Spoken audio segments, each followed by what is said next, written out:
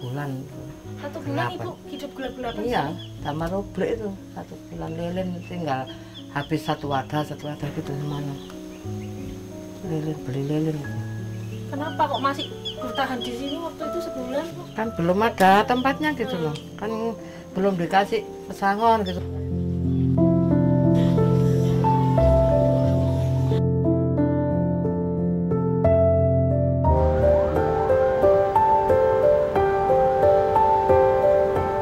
Nenek, mana yang nenek rasakan sakit nih? Yang mana yang sakit? Sehari nggak mesti makan gitu? Kenapa kamu yang nggak makan?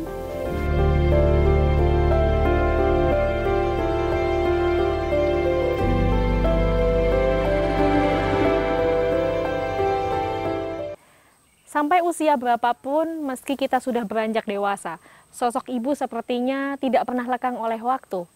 Selalu ada di hati dan pikiran kita. Karena peran ibu menjadi tiang doa, penopang keluarga.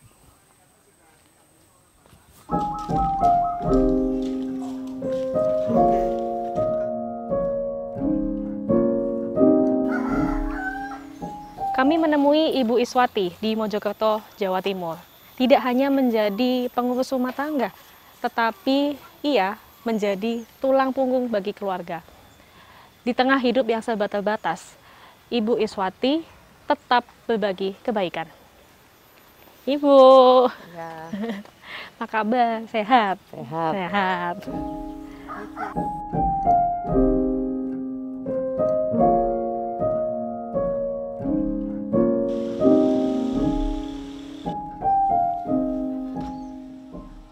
Nama gadis cantik ini Suci. Tapi ia tak selalu menengok jika ada yang memanggil namanya. Sejak lahir, Suci berbeda dari anak normal lainnya, memiliki keterbelakangan mental.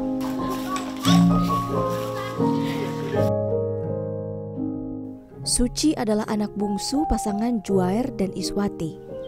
Namun kini, Suci menjadi yatim sejak sang ayah berpulang ke sisi sang esa di hari kedua Lebaran lalu. Hari-hari Suci kini ditemani ibu hebatnya, Iswati. Perempuan yang telah lewat 57 tahun itu dengan telaten merawat Suci dengan penuh cinta.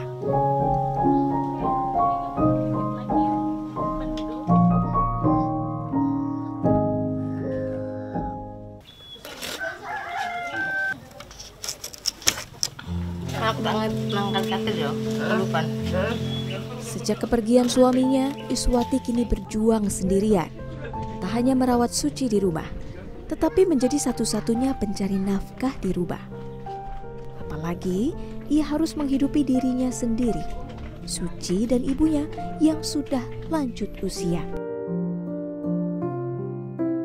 Tak ada keahlian khusus yang dibutuhkan Iswati untuk mencari rupiah. Sehari-hari, Iswati sibuk menjadi buruh tani serabutan. Atau lebih tepatnya, ia mengambil tanaman liar untuk dijual kembali. Salah satunya yang tumbuh di pekarangan bekas kandang ternak babi. Daun-daun singkong yang tumbuh subur inilah sumber rezeki bagi Iswati setelah pekerjaan utamanya hilang setengah tahun belakangan.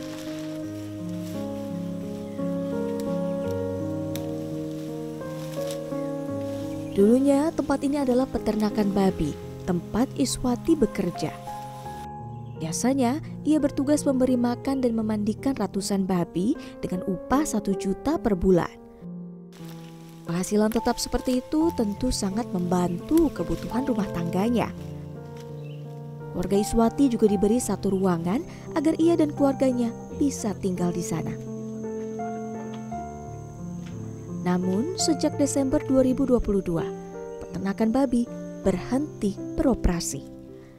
Pemilik peternakan meninggal dan hak kepemilikannya telah dialihkan.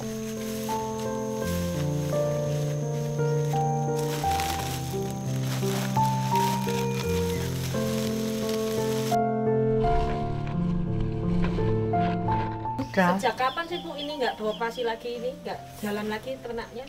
Bulan 12 tanggal 16. Terakhirnya tahun babi. lalu. Enggak, ya kemarin tuh. Tanggal bulan 12. Tanggal 16 terakhir tuh babinya diambil tuh. Terus lampunya bulan 1.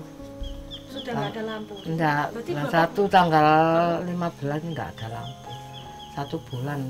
1 bulan Gelap. Ibu hidup gelap-gelapan Iya, sini? sama rublek itu 1 bulan lilin tinggal habis satu wadah gitu semalam. Beli lilin itu. Kenapa kok masih bertahan di sini waktu itu sebulan, Bu? Kan belum ada tempatnya gitu loh. Kan belum dikasih pesangon gitu kan, enggak ada yang untuk nempati karangan itu loh. Jadi kasih uang 2.000 terus untuk beli rumah itu.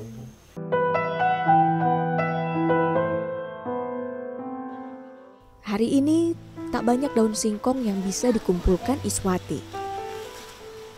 Hanya 7 ikat saja. Biasanya Iswati bisa membawa pulang 2 kali lipatnya. Namun Iswati tak bisa berharap banyak. Sayuran yang biasa ia kumpulkan ini tumbuhan liar, bukan hak miliknya. Akibatnya banyak orang lain yang juga mengambilnya. Sepanjang usianya yang lebih dari setengah abad, tak pernah Iswati memiliki kebun sendiri. Apalagi belakangan lebih dari 9 tahun Iswati juga harus merawat suaminya yang tak bisa lagi berjalan. Bapak itu sebelumnya sehat-sehat aja, Bu, sebelum stroke nih. Iya, habis jatuh dari randang itu masih sehat.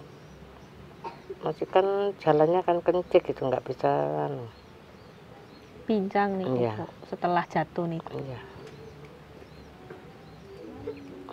Jatuhnya tahun berapa, Bu?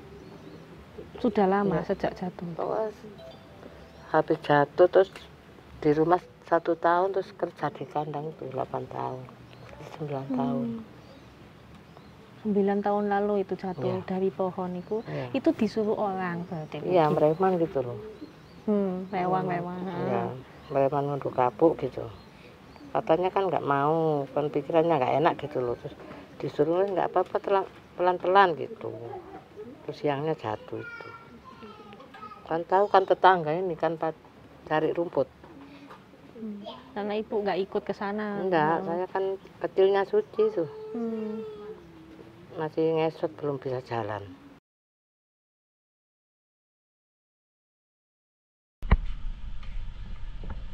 Hidup menjadi lebih berat setelah kepergian sang belahan jiwa. Jika dulu pendapatan dan beban di rumah dibagi berdua, kini Iswati tinggal sendirian saja.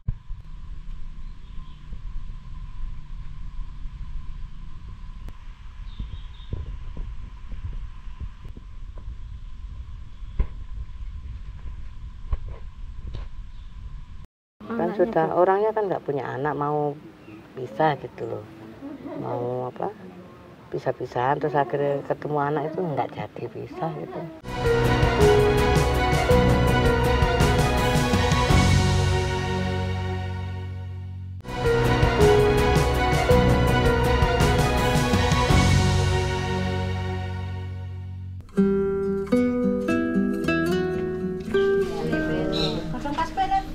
Campur.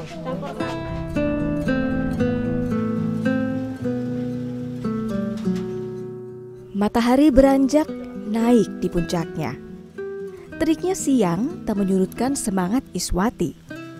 Tiap ikat sayur singkong yang dikumpulkannya, ia jual dengan harga Rp2.000. Jika beruntung, hari ini akan mendapat Rp14.000.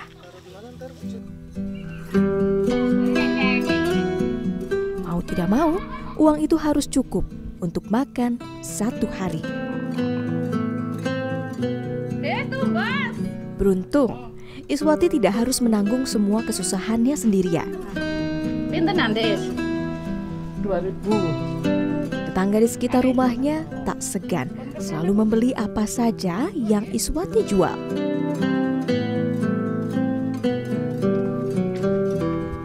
Bukan hanya dengan motif kebutuhan saja, melainkan mereka ingin menolong keluarga Iswati dengan berbagai cara.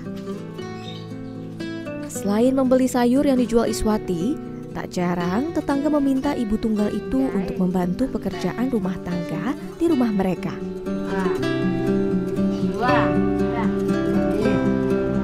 Mulai dari menyapu hingga menyuci pakaian, semua dikerjakan Iswati demi mendapat penghasilan tambahan.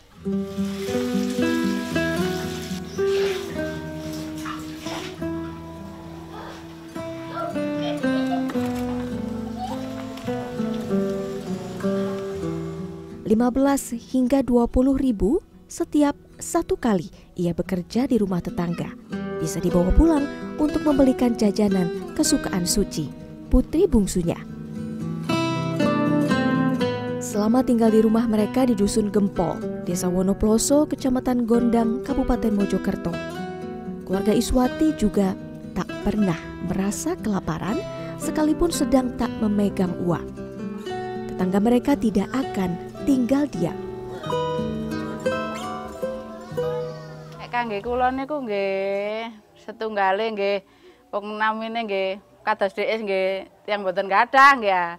Kados kula nggih enten kelebihan lah ngoten nggih diparingi nggih kan mubadir nggih nek teng griya nggih mboten telas ngoten. Perasaane kula ki ambek niku saumpamine kula sing dados Dek Iswati niku dos pundi ngoten.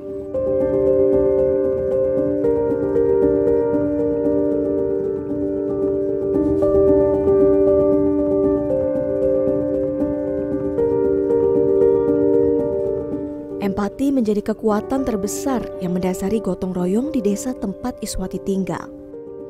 Saat pindah pertama kali, rumah Iswati tanpa tembok dan hanya beratap terpal. Tetangga kemudian saling bahu-membahu membangunkan atap asbes dan tembok dari anyaman bambu. Meski masih terlampau jauh dari kata mewah, paling tidak ada tempat berteduh yang layak untuk keluarga Iswati. Meski begitu, rumah 3 kali 4 meter ini masih berlantai tanah dan belum memiliki kamar mandi. Di rumah ini, Iswati berbagi suka dan duka bersama ibunya yang sudah lanjut usia dan sering sakit-sakitan. Dan juga Suci, putri bungsu dari total 5 anaknya. Mudah memang merawat Suci yang berkebutuhan khusus. Namun cinta Iswati pada Suci tetap sama seperti pada anak yang lain. Keempat anak Iswati sudah tidak tinggal bersamanya. Beberapa sudah menikah dan bekerja di luar kota. Hanya saat hari raya mereka akan pulang menengok. Tapi ada satu sosok yang tak pernah lagi Iswati temui. Anak ketiganya dirawat orang lain sedari bayi. Hingga kini Iswati tak pernah tahu bagaimana kabar dan nasibnya kecuali dari kabar-kabar tetangga.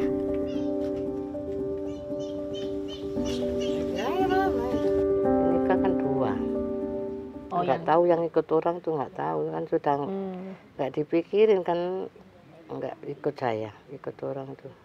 Ikut Pak Polonile gitu, Deranggu. Masih kecil ngambilnya itu, masih bayi. Terus begitu lahir ibu punya anak laki-laki itu ya. Terus diminta langsung diambil itu. Dibawa ke suatu tempat itu kalau sama ari-arinya itu dibawa. Saya kok rela dikasihkan Bu? Kan sudah Bu. Orangnya kan nggak punya anak, mau bisa gitu loh. Mau apa? Bisa-bisaan terus akhirnya ketemu anak itu nggak jadi bisa gitu. Kan nolong orang gitu.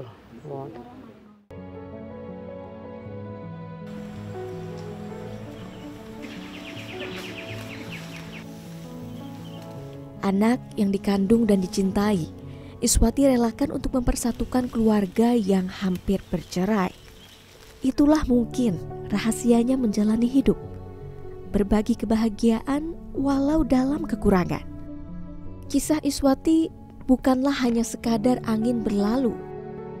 Ini sekaligus ketukan pintu hati masing-masing kita bahwa kebaikan bisa dibagi kapan dan dengan cara apa saja.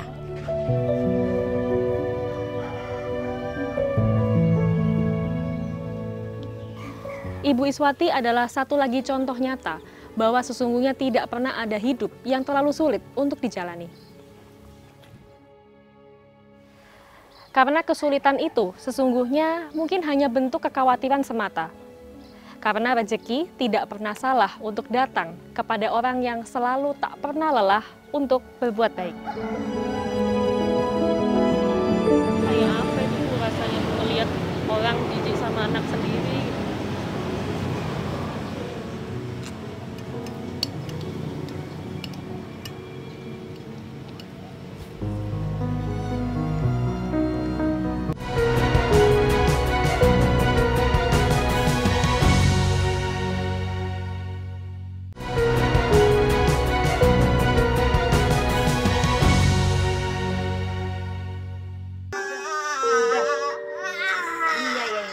Kapan tidurnya, Bu?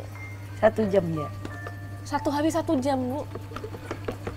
Tadi malam 1 jam juga. Kuat sekali. Dan selalu sehat, Bu. Nggak pernah ada sakit. Tapi kan bisa ngeluh. Dirasain sendiri aja. Tapi bila melihat senyuman anak, ngeliat anak sembuh dah.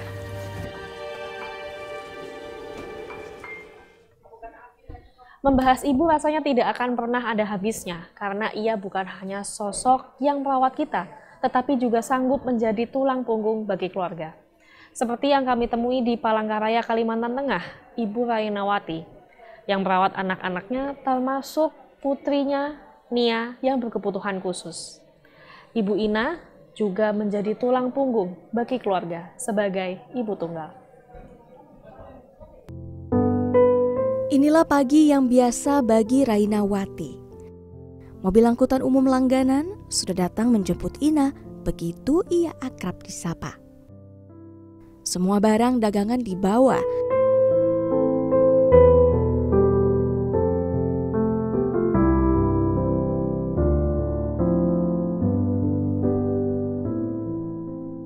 Termasuk Nia Fitriani, anak sulungnya.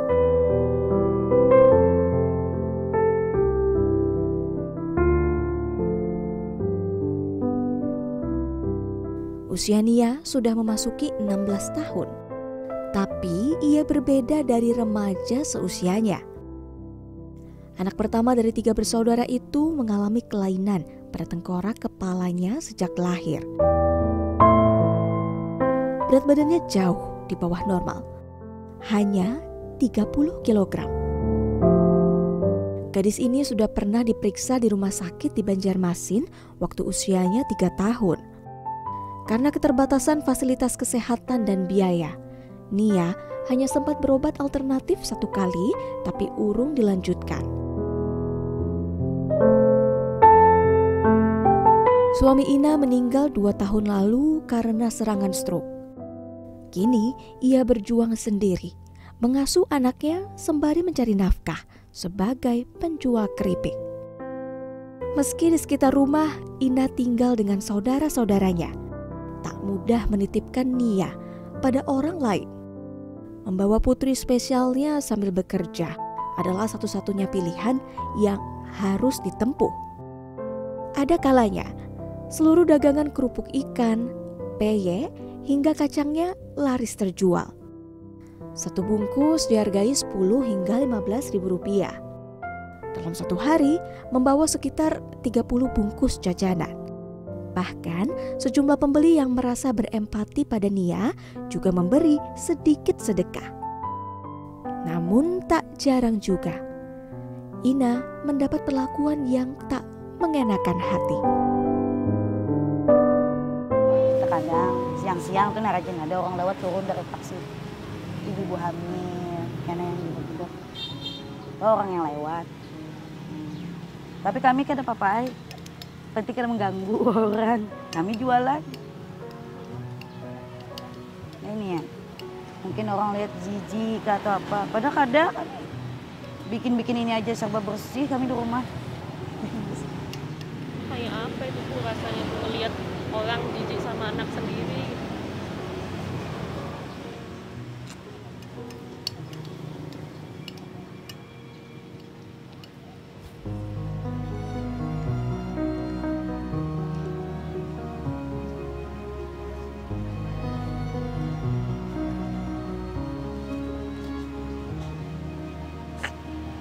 lucu.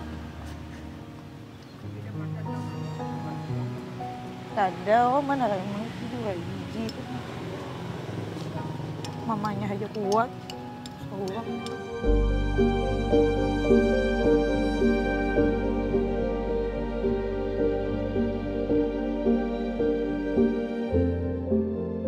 Selepas berjualan keripik, tidak ada jeda bagi Ina untuk melepas lelah. Merawat Nia adalah satu dari sekian pekerjaan rumah yang paling berat. Namun Ina adalah sekuat-kuatnya ibu. Cintanya untuk anaknya itu tak pernah libur. Belum lagi ditambah Ina juga harus merawat Sulpandi yang berusia 8 tahun dan Raizal 2 tahun. Di Kelurahan Menteng, Kecamatan Jekan Raya, Kota Palangkaraya, Kalimantan Selatan. Di rumah barak kayu sederhana inilah Ina dan keluarga kecilnya menghabiskan hari demi hari. Rumah ini tentu bukan miliknya sendiri. Setiap bulan sekitar Rp300.000 dikeluarkan untuk biaya sewa, belum termasuk listrik. Rumah 3x5 meter itu tak punya WC. Untuk buang air, mereka harus keluar rumah dan memakai kakus bersama.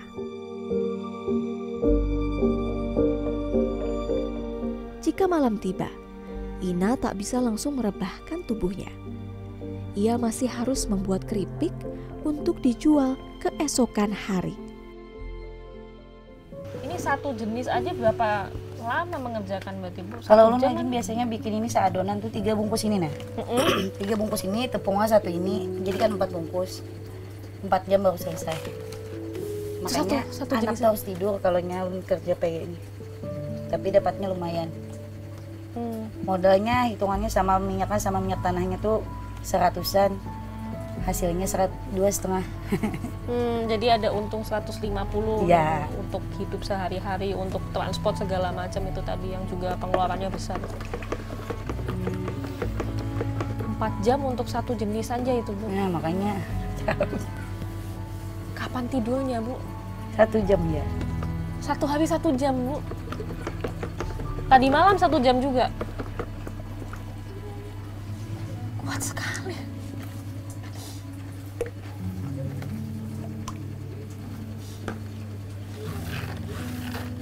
Luar biasa ya Bu. 1 jam dan kuat 1 hari gitu. Paling lama 2 jam. Dan selalu sehat, nggak pernah ada sakit. Sakit tapi kan bisa ngeluh. Dirasain sendiri aja. Tapi bila melihat senyuman anak, ngeliat anak sembuh dah. Sosok tegar Ina yang telah menginspirasi ibu lain di luar sana juga termasuk dalam program donasi berbuat baik. Uluran tangan sahabat baik telah disalurkan 100% untuk kebutuhan susu dan popok Nia, serta menambah modal usaha bagi Ina. Cinta ibu senantiasa tulus mencari kekuatan, teladan, dan harapan bagi anak-anaknya tanpa terkecuali.